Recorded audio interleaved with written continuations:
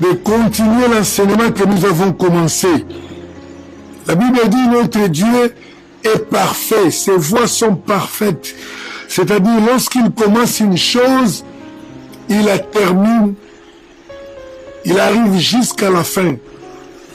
Et nous avons commencé avec lui, nous continuons avec Emmanuel qui est au milieu de nous. Cet enseignement, bien-aimé, est vraiment important. Comme je le disais tantôt là, à mon frère, nous avons l'habitude de tenir des conférences pour des pasteurs. Parfois, dans nos églises, cela n'arrive pas. Alors que le peuple de Dieu dans nos églises sont appelés à maîtriser les mêmes enseignements que nous enseignons aux pasteurs. Parce qu'il y a des pasteurs en devenir. Parce que la Bible dit que Dieu a placé dans l'église des docteurs, des évangélistes, des prophètes, des pasteurs pour le perfectionnement des saints en vue de l'œuvre du ministère. Donc, devant moi, je vois toute personne comme un ministre de Dieu, un ministre potentiel, car tous, nous avons été appelés à la sacrificature. La Bible dit que nous sommes des sacrificateurs. Selon le modèle de la montagne, comme nous l'avons dit hier, il existe bel et bien un modèle de Dieu.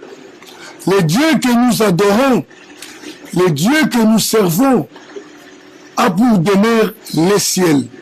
Mais c'est lui qui a créé les ciels et la terre, la mer et toutes choses. Ainsi, pour l'adorer, pour le servir, nous devons honnêtement nous conformer aux ordonnances ou bien au service qui se passe au ciel.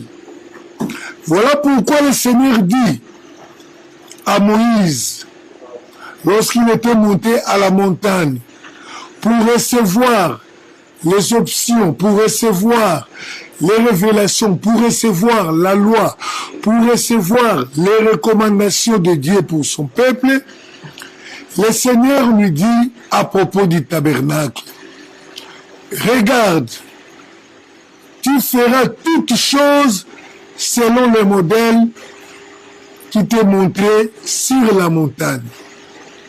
Et nous avons lu dans Hébreux chapitre 8 verset 5 où la Bible nous donne la révélation pour quelle raison le Seigneur a insisté en disant à Moïse, prends soin de faire toutes choses d'après le modèle qui t'a été montré sur la montagne. Et nous avons expliqué, bien aimé, la Bible nous dit clairement que le tabernacle que Moïse était appelé à construire sur la terre était le lieu de rencontre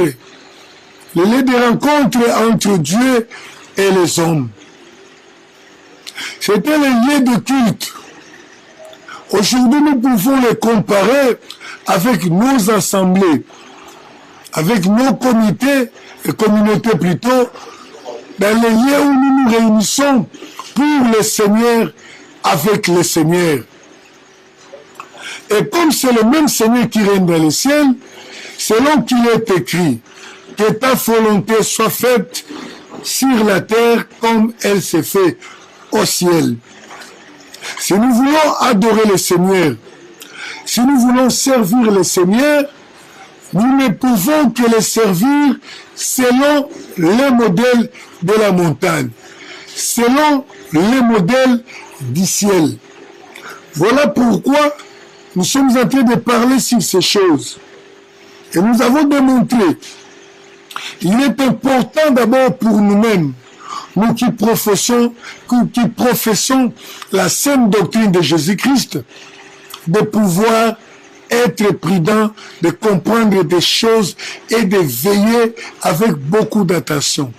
Car Moïse, qui avait reçu cette recommandation, à un certain moment de son ministère, il a fauté devant Dieu.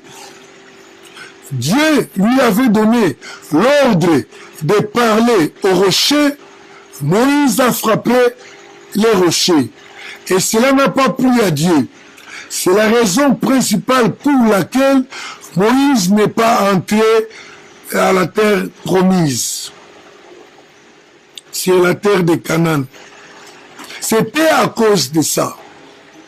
Et nous aussi, si nous voulons servir le Seigneur, si nous voulons adorer le Seigneur, nous devons faire toutes les choses selon le modèle de Dieu, au risque de manquer le ciel, au risque de rater l'avènement du Seigneur Jésus-Christ, car le Seigneur s'attache plus à ses voies au résultat, parce que nous-mêmes produisons des résultats. Et le Seigneur voudrait que nous puissions travailler selon son modèle. Voilà pourquoi nous parlons sur ces choses. Et nous disions que c'est un enseignement vaste, mais nous allons prendre des parties essentielles qui peuvent nous aider à nous redresser. Comme je disais hier, Moïse avait fauté, mais il a fini sa course sur la montagne qui représente le trône, le siège, la présence de Dieu. Je relis encore notre texte de base. Exode chapitre 25, verset 40. Je vais relire ce texte-là. Exode 25, 40. Je relis au nom du Seigneur Jésus-Christ. Regarde et fais d'après le modèle qui t'est montré sur la montagne. La recommandation est donnée à Moïse. La recommandation générale ou principale est de faire. De faire quoi? Les tabernacles. D'organiser les cultes sur la terre. D'organiser les services du Seigneur sur la terre d'après le modèle de la montagne. Mais il y a quelque chose de très important dans cette recommandation. Moïse était appelé à faire, mais le Seigneur lui dit, regarde. Donc, avant de comprendre, avant de recopier, de reproduire le modèle, Moïse était appelé d'abord à regarder. Et nous savons tous, lorsqu'on regarde, on voit. Parce qu'il est difficile de reproduire un modèle qu'on n'a jamais vu. Il est difficile de reproduire un modèle lorsqu'on n'a jamais vu, lorsqu'on n'a pas d'idée. Mais on peut entendre. Lorsque nous entendons, ça nous donne l'idée. Mais la vie nous donne la confirmation, l'exactitude de la chose. Parce que l'écoute ne nous donne que l'imagination. Elle ne donne que des pensées. Mais la vie nous donne la réalité de la chose. Voilà pourquoi il avait été dit à Moïse de regarder. De regarder pour voir. Et là, je veux souligner l'importance de regarder, de voir dans les choses de Dieu ou bien dans la vie chrétienne. Vous savez, bien aimé, dans la vie chrétienne, il y a 3 étapes importantes que nous devons franchir pour réjouir le Seigneur. Ou parfois, je dis qu'il y a 3 degrés que les chrétiens, que tout chrétien doit franchir pour arriver à satisfaire le Seigneur. Le premier degré, c'est le degré de l'écoute. C'est le degré de l'écoute, le premier degré. Le second, c'est le degré de voir. Et le troisième, c'est le degré de toucher ou du travail. Vous savez, la Bible dit que la foi vient de ce qu'on entend. Nous sommes tous devenus chrétiens parce que nous avons entendu. On nous a parlé de Christ. Que ce soit par la prédication, par les témoignages ou par l'information. Nous avons entendu parler de Christ et cela a engendré en nous la foi en Christ. Sans s'écouter, bien-aimé, il est difficile à un homme de parvenir au salut. Sans l'écoute, je dirais, il est quasiment impossible à un homme de marcher avec Dieu. Le premier degré, c'est d'abord l'écoute ou bien entendre. Lorsque nous entendons Christ parler et que nous croyons, nous acceptons, nous avons franchi la première étape, nous avons franchi les premiers degrés qui nous donnent accès dans la vie du Seigneur. Et je pense que la plupart de nous ont déjà franchi ces degrés-là de l'écoute. Peu importe la façon dont nous avons écouté, mais du moins, ce qui nous a donné la foi, c'est que nous avons entendu parler de Christ. Mais il ne faut pas s'arrêter là. Il faut avancer dans l'étape suivante, l'étape de voir. Il faut voir Christ. Et c'est l'étape parfois la plus difficile, c'est le degré le plus difficile. Beaucoup de gens sont venus à Christ, ils ont écouté Christ, ils ont été enseignés, ils ont crié, mais ils n'arrivent pas à franchir l'étape de la vue. L'étape qui consiste à voir ou à voir comme Dieu voit. Or, si nous voyons, cela va nous donner la réalité de ce que nous avons entendu. Vous savez, bien aimés, vous qui me suivez, peut-être vous habitez loin de moi ici,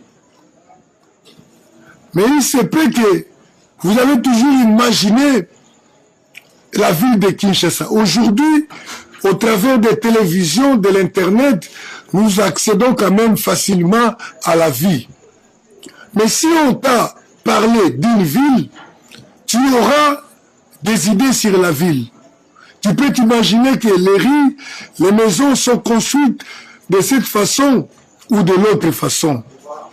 Mais le jour où vous allez voir cette ville-là, vous allez rectifier les pensées que vous aviez en tête à propos de la ville. Ce jour-là, vous connaîtrez la réalité de la ville. C'est ce qui se passe exactement avec nous. Lorsque nous croyons en Jésus-Christ, en ce moment, nous croyons d'abord par la parole et nous devenons chrétiens. Nous avons des idées. Nous avons des idées pour Dieu. Mais le jour où le Seigneur nous ouvre les yeux, je vous dis que votre façon de connaître Dieu, de marcher avec le Seigneur, va changer. Nous ouvrons nos Bibles pour voir ce que je suis en train de dire dans le livre de 1 Jean chapitre 1er au verset 1. Là, je parle du 3 degrés d'un témoin ou du chrétien. 1 Jean chapitre 1er au premier verset. Je lis au nom du Seigneur Jésus-Christ. Ce qui était dès le commencement, c'est ce que nous avons entendu, ce que nous avons vu de nos yeux, ce que nous avons contemplé et que nos mains ont touché concernant la parole de vie. Ça, c'est un témoignage de l'un des disciples qui a vécu avec le Seigneur Jésus-Christ sur la terre, Jean. Vous savez, la Bible nous dit dans Jean 1, Au commencement était la parole. Et la parole était avec Dieu. Et la parole était Dieu. Mais ici, Jean enseigne ceci. Il dit, ce que nous avons entendu, ce qui était au commencement, ce que nous avons entendu là, nous l'avons vu, nous l'avons contemplé. Et il continue à dire encore que nous l'avons touché de nos mains. Nous l'avons vu de nos yeux et nous l'avons touché. Bien aimé, c'est l'expérience qui a fait que les disciples du Seigneur Jésus-Christ soient puissants. C'est l'expérience qui a fait que les disciples du Seigneur Jésus-Christ servent le Seigneur selon le modèle de Dieu. C'est l'expérience qui a fait que les disciples du Seigneur servent le Seigneur avec un esprit de sacrifice au point de réjouir le Seigneur. Parce qu'ils avaient franchi ces 3 étapes. Ils avaient entendu parler du Seigneur, ils avaient entendu la prédication, mais ils ont vu le Seigneur comme ça, avec leurs propres yeux. Et après, ils disent que nous l'avons touché. Bien aimé, j'insiste sur ça. Vous savez quelque chose que vous avez entendu parler et que vous avez vu et que vous avez touché avec vos mains, je dirais que vous devenez expert à ces choses-là, à cette chose-là. Parce que vous avez l'expérience. Si vous voulez parler de cette chose-là, vous allez parler avec beaucoup de sérieux. Vous n'allez pas parler comme tout le monde, mais vous parlerez comme une personne qui connaît la chose.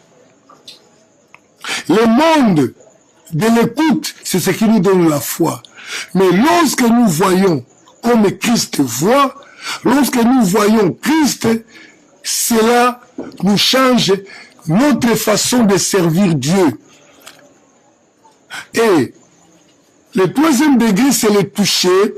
Le toucher, c'est là où le Seigneur se réjouit et il fait quelque chose pour la vie d'une personne qui le touche. Vous savez, dans le langage courant, lorsque nous parlons de toucher, cela ne consiste pas tout simplement à une action physique. Si je dis que cette personne-là m'a touché, il ne faut pas qu'il me touche physiquement pour m'avoir touché. Mais nous pouvons toucher une personne par les actions que nous avons posées à son égard. C'est pourquoi je dis que le toucher représente le monde du travail. Lorsque vous avez vu le Seigneur, ça change votre façon de servir le Seigneur. Et lorsque vous servez le Seigneur de façon extraordinaire, vous touchez le cœur du Seigneur. Et lorsque le cœur du Seigneur est touché, le Seigneur agit, il fait quelque chose. Je sais que vous êtes en train de me comprendre, bien-aimés. Vous avez été touchés par les hommes, par les actions qu'ils ont fait en nos faveurs. Et parfois, à cause de cela, nous avons juré de faire des choses. Nous avons pris des décisions à leur faveur.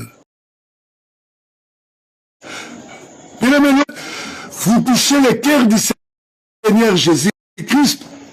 Sachez que, en touchant le cœur du Seigneur Jésus-Christ, le Seigneur peut dire quelque chose, peut jurer en votre faveur. Je me souviens une fois, Salomon avait touché le cœur du Seigneur par le sacrifice. Le Seigneur lui a dit, demande-moi ce que tu veux.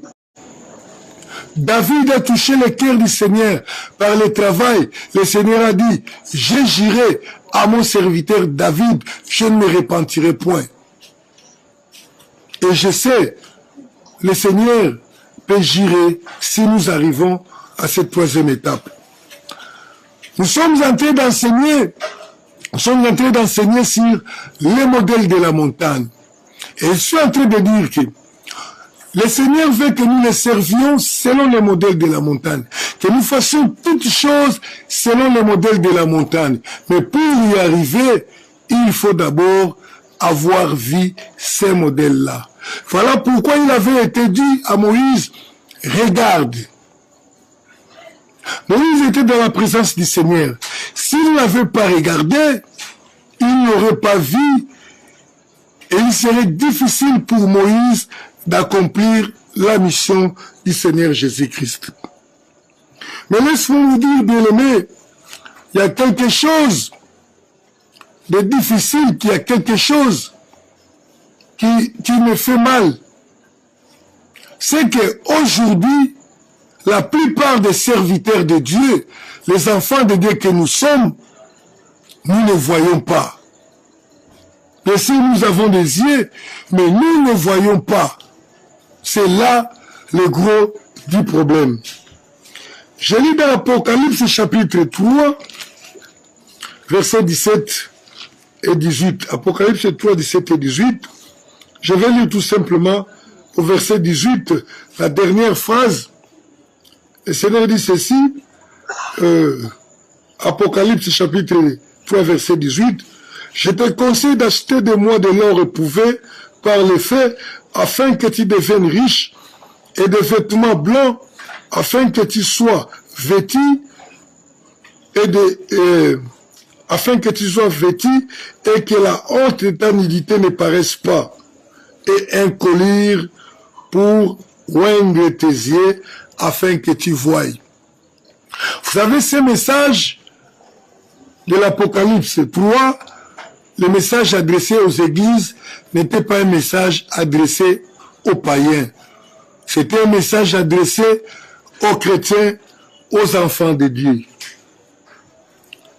Mais le Seigneur dit, il conseille à ces enfants-là d'acheter les colliers pour oindre les yeux. Pourquoi le Seigneur le dit? Parce qu'il savait qu'ils étaient aveugles. Et c'est ça la plainte du Seigneur. C'est ça la plainte du Seigneur. Le Seigneur se plaint. Il dit que ses serviteurs sont des aveugles. Ésaïe chapitre 42, verset 18. Nous lisons Ésaïe chapitre 42 au verset 18 et 19. Je lis au nom du Seigneur Jésus-Christ. Sourds, écoutez. Aveugles, regardez et voyez. Qui est aveugle? Sinon mon serviteur. Et sourd comme mon messager que j'envoie. Qui est aveugle comme l'ami de Dieu? Aveugle comme le serviteur de l'Éternel, qui a vu beaucoup de choses, mais qui n'y a point pris garde. On a ouvert les oreilles, mais on n'a point entendu. Alléluia. Regarde. Regarde. Le Seigneur se plaint, il dit, qui est aveugle, si ce n'est l'ami de Dieu, si ce n'est le serviteur de Dieu. Mais comment un aveugle peut-il construire une œuvre selon un modèle précis? Cela devient quasiment impossible. Un aveugle, lorsqu'il conduit des aveugles, il les ramène tous vers, probablement, dans un tour. Surtout si nous marchons dans ce monde où il y a toujours des embûches, des obstacles. Cependant, le Seigneur dit que ses serviteurs sont des aveugles. Ses serviteurs ne voient pas.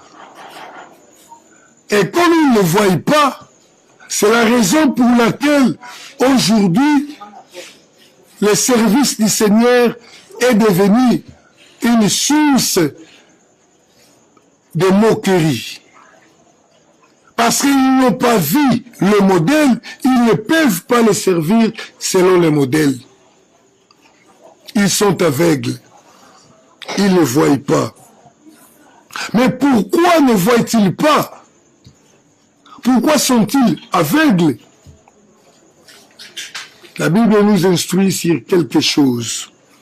Les serviteurs de Dieu sont aveugles parce qu'ils regardent bas. Pour bien voir, il faut lever les yeux et regarder. Nous lisons dans le livre de Jean, chapitre 4, au verset 35. Vous êtes là, bien-aimés? Amen. Que le Seigneur soit loué. Nous lisons Jean, chapitre 4, au verset 35. Je lis au nom du Seigneur Jésus-Christ. Ne dites-vous pas qu'il y a encore 4 mois jusqu'à la moisson? Voici, je vous l'ai dit, levez les yeux et regardez. Levez les yeux et regardez les champs qui déjà blanchissent pour la moisson. Alléluia. Nous connaissons bien cette histoire de la femme samaritaine qui a rencontré le Seigneur Jésus au bord d'un puits. Et en ce moment-là, le Seigneur, les disciples étaient allés chercher la nourriture parce qu'ils avaient faim. Et le Seigneur était resté seul. Il avait envie de boire. S'éprouvant au bord d'un puits, une femme était venue puiser de l'eau. Et le Seigneur a demandé de l'eau à la femme. La femme a refusé et cela a déclenché une conversation. Et au bout de cette conversation, la femme a compris que c'était le Messie.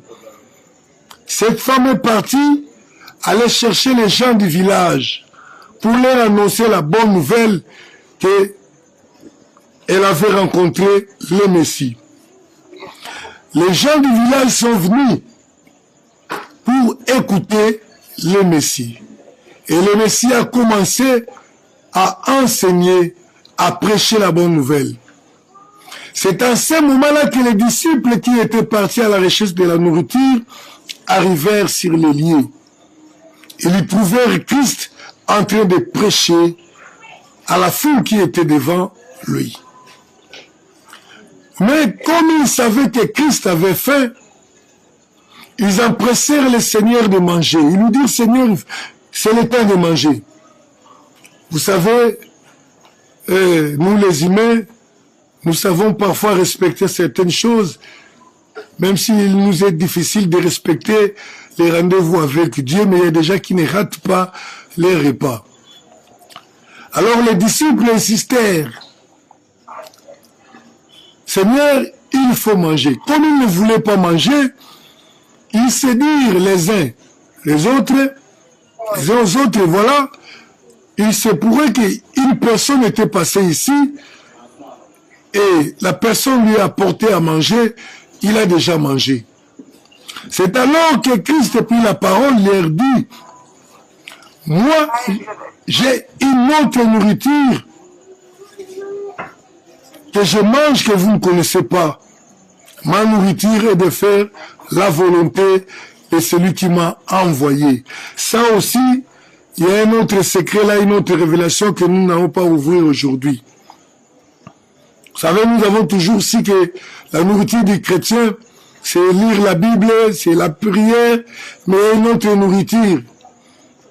Le Seigneur dit, c'est faire la volonté de celui qui m'a envoyé, c'est faire la volonté, c'est nourrir d'une nourriture secrète que les disciples ne connaissaient pas à l'époque. Et vous savez, l'apport de la nourriture dans la vie humaine. Alléluia. Et le Seigneur leur dit, vous dites que il y a encore du temps, mais moi je vous dis, levez les yeux et regardez, et vous verrez que les champs déjà blanchissent pour la moisson. Levez les yeux et regardez, et vous verrez que c'est le temps de la moisson, ce n'est pas le temps de jouer, ce n'est pas le temps de blaguer.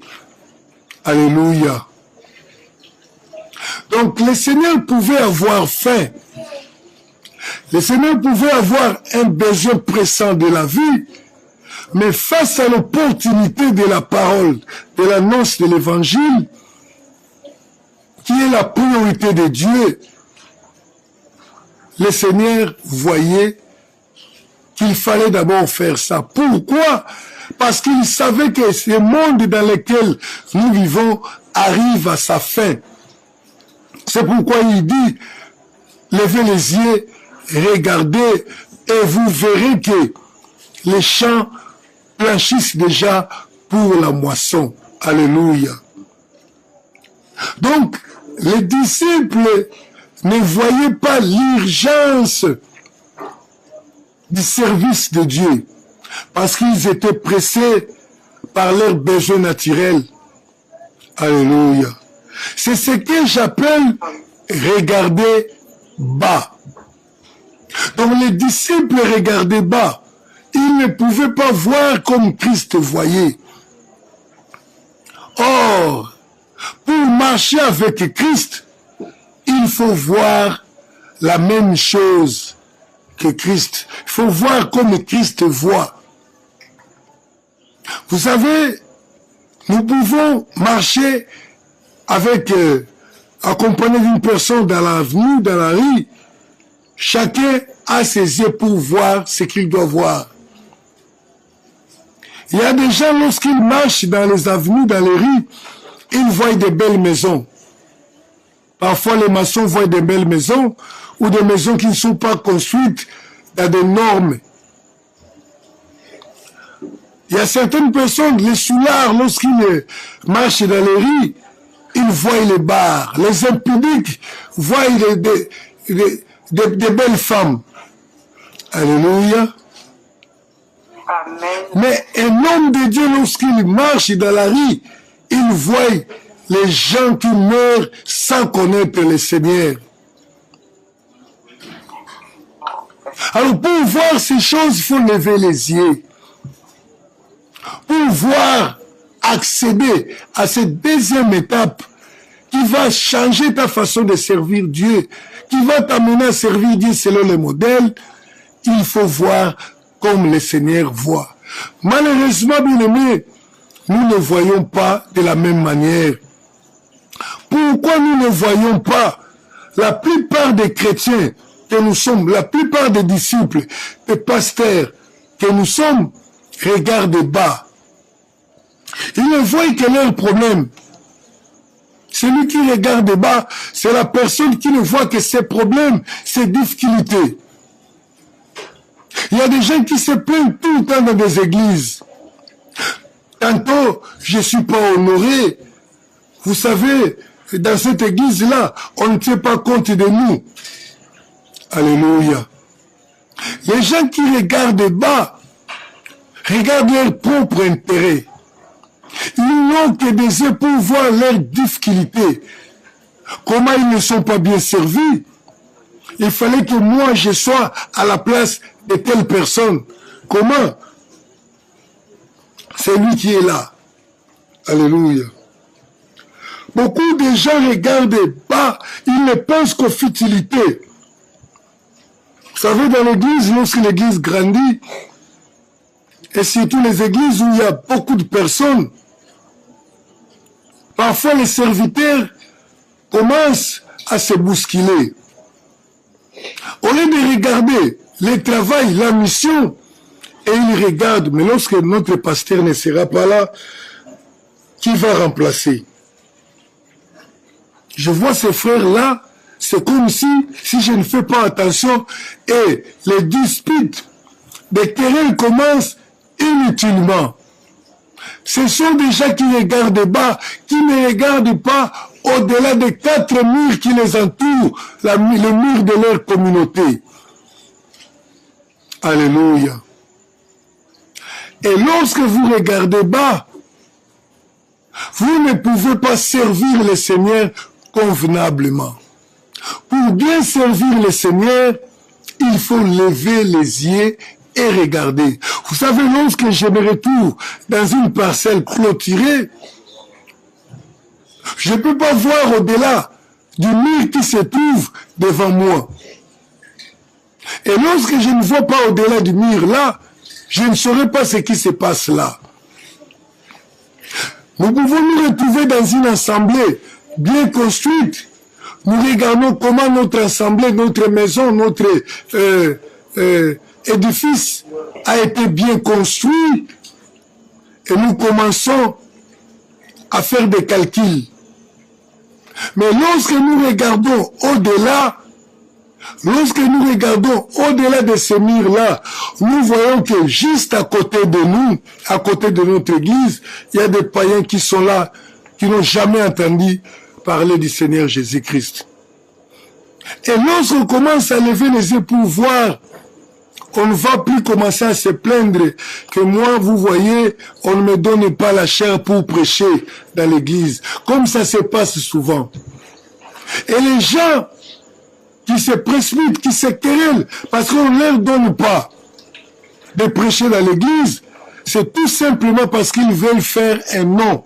C'est pas parce qu'ils ont les soucis de gagner les âmes pour le Seigneur. S'ils avaient ces soucis-là, ils regarderaient les païens, ils verront les païens qui sont ailleurs et ils iraient là-bas pour aller prêcher les païens là.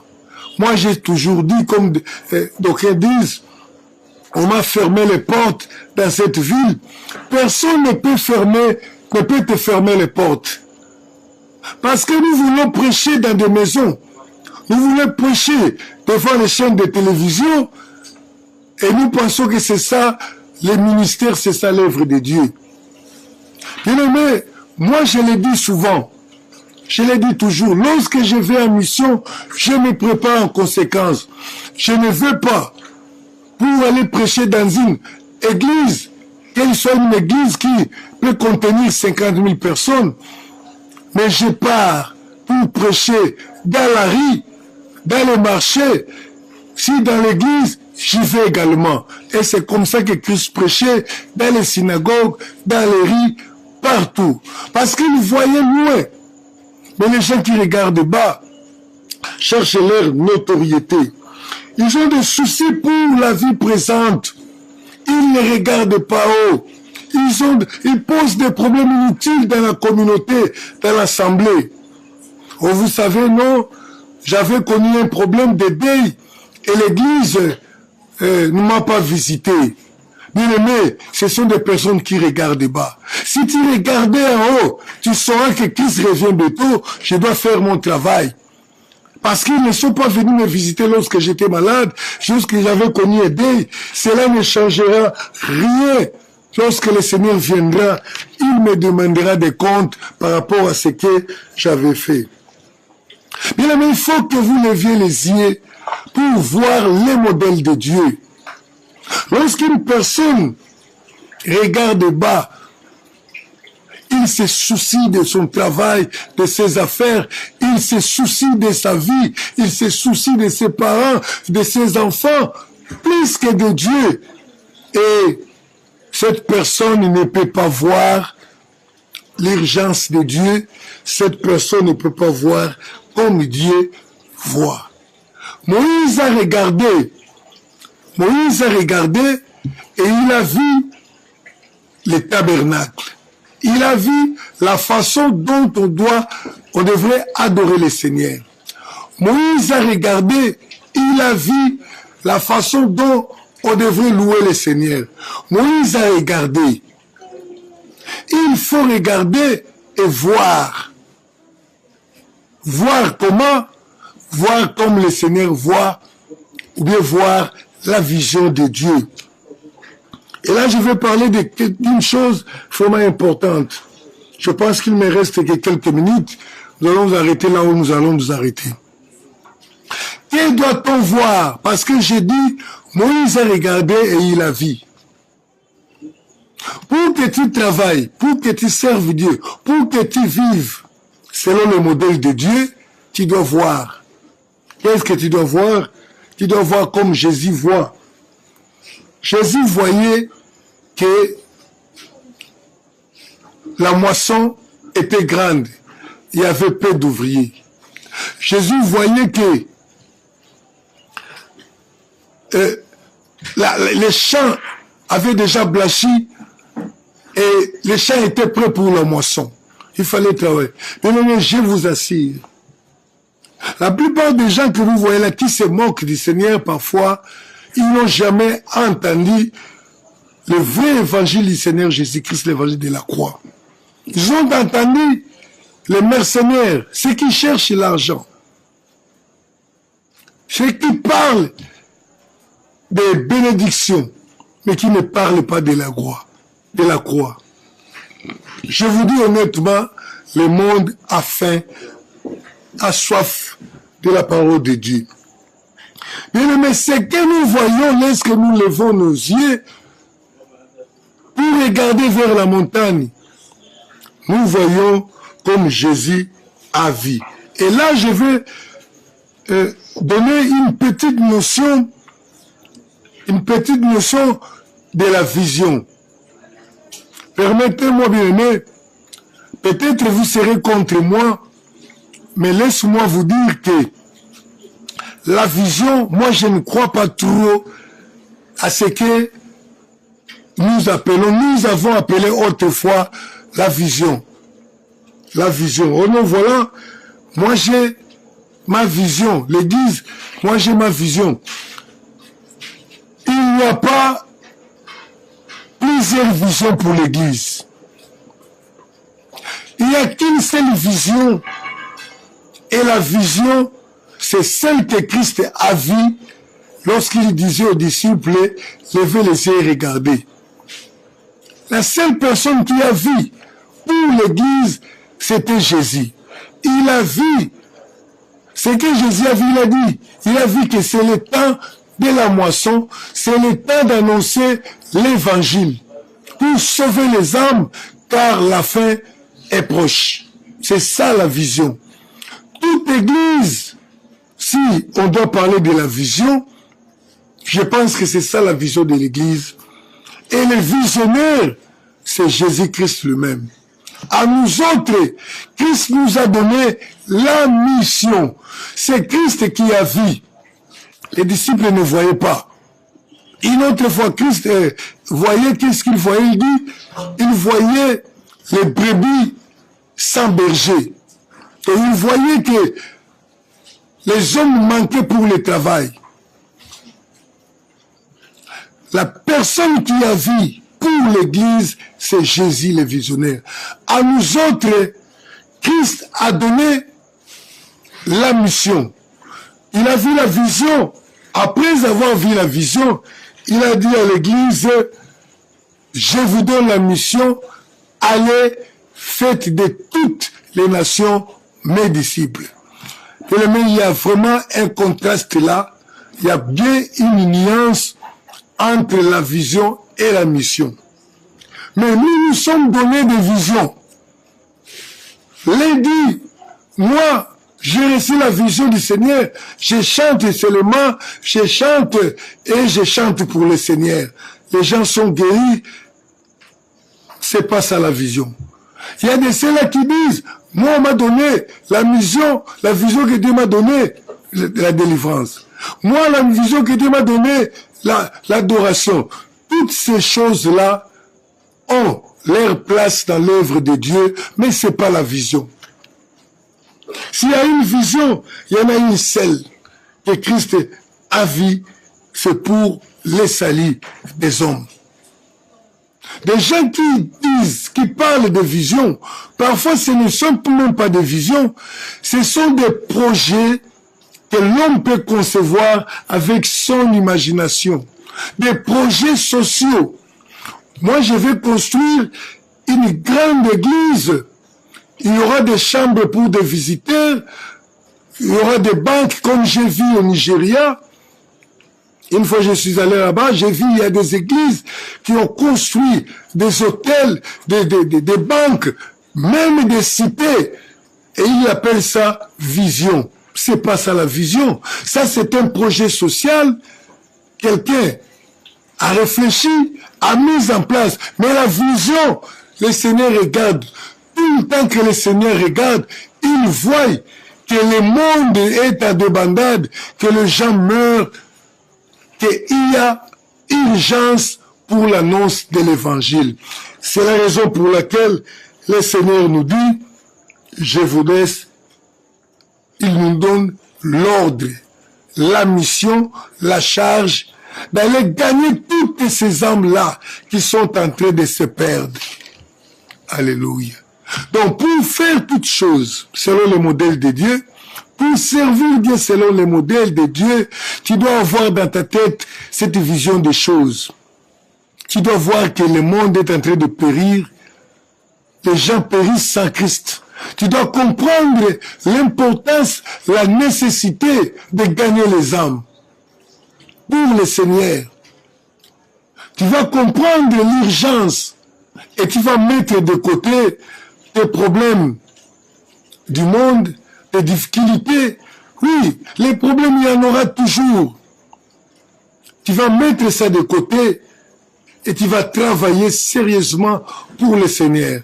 Tu ne vas pas attendre qu'un frère, tu ne vas pas attendre qu'on t'envoie l'argent des États-Unis, qu'on t'envoie l'argent de l'Australie. Tu vas travailler, tu vas servir le Seigneur avec ton propre argent. Aujourd'hui, il y a des gens qui ne comprennent pas. Ils attendent qu'on leur envoie de l'argent pour annoncer l'évangile. Et quand on leur envoie l'argent, ils se précipitent pour aller chercher un bout de terrain quelque part pour construire sa maison avec l'argent qu'il a pris pour le compte de l'évangile. Alléluia. Il faut voir, il faut comprendre l'importance de l'œuvre de Dieu. Il faut comprendre l'importance de gagner des âmes. Et si vous comprenez, même si dans l'église, tu t'estimes victime d'une injustice, tu te crois maltraité, tu sauras pourquoi tu es dans l'église, pourquoi tu as été appelé, et tu vas faire l'œuvre de Dieu, non pas à cause des hommes. Combien ont abandonné? Moi, dans l'église, là, je ne fais plus ça. Lorsque je faisais ça, on disait ça. J'avais fait ça, et puis, ce sont des gens qui regardent bas, qui ne comprennent pas que le Seigneur leur demandera des comptes. Si je suis victime d'une injustice, ça, c'était notre problème. Mais moi, je regarde haut, je regarde et je vois que si moi, je ne fais pas, si je ne pars pas, personne ne sera sauvé. Levez les yeux et regardez et voyez. Alors, nous allons comprendre les modèles de Dieu. Voilà, bien aimé, pour aujourd'hui, nous allons nous arrêter ici. Selon les modèles de la montagne, faites toutes choses selon les modèles de Dieu. Servir Dieu selon les modèles de la montagne, chanter selon les modèles de la montagne, se marier selon les modèles de la montagne. Les modèles de Dieu existent bel et bien, mais il faut d'abord comprendre pour voir pourquoi nous sommes là. La vie humaine est une mission. Ta vie là est une mission. Ne te sous-estime pas. Le Seigneur sait pourquoi tu as été créé. C'est pour que tu accomplisses cette mission. C'est la grande mission que nous avons tous. C'est pourquoi les églises l'appellent la grande commission. Pourquoi? Parce que nous sommes c'est-à-dire commun. Le préfixe co là signifie que c'est quelque chose que nous avons en commun. C'est la grande commission. C'est la mission que toi tu as réussi. C'est la mission que moi j'ai réussi. C'est la mission que toutes les églises ont réussi. Mais pourquoi toutes les églises ne le font pas? C'est tout simplement parce que ils n'ont pas vu. Ils se sont arrangés pour faire des choses selon leurs pensées, pour dire que moi j'ai ma vision en moi et moi je suis visionnaire. Les visionnaires, le véritable c'est Christ. Nous sommes des missionnaires. Nous sommes des missionnaires. Nous devons voir ces choses pour pouvoir les faire comme Dieu les veut. Que le Seigneur nous bénisse, bien-aimés. Aujourd'hui, nous nous arrêtons ici et nous allons continuer demain notre enseignement selon les modèles de la montagne. Je vous prie, bien-aimés, d'être branchés sur nos chaînes là pour continuer la suite. Suivez jusqu'à la fin parce qu'il y a des grandes choses, de meilleures choses que nous allons partager ensemble. Je vais prier pour tous ceux qui auront à écouter, qui ont suivi ces messages, que le Seigneur fasse grâce afin que tous nous voyions comme lui. Seigneur, notre Dieu, notre Père et notre Patron, te disons merci. Et t'as pris, Seigneur, de nous ouvrir les yeux afin que nous voyions comme toi. Nous avons été aveugles dans beaucoup de choses. Mais Seigneur, aujourd'hui, ouvre-nous, Seigneur, les yeux, afin que nous voyions, que nous laissions de côté nos problèmes, que nous laissions de côté nos difficultés, que nous comprenions qu'il n'y a plus de temps et que nous serons jugés par rapport à l'œuvre que nous aurons accomplie pour toi. Accorde-nous cette grâce, cette force et racheter les temps perdus. Et à tous ceux qui suivront ce message, accorde-les cette grâce. Nous savons que nous pouvons faire mieux dans le peu de temps qui nous reste. Bénis tes enfants, bénis tes serviteurs, où qu'ils se trouvent, dans le nom du Seigneur Jésus-Christ. Ainsi nous avons prié et nous disons tous Amen, Amen, Amen.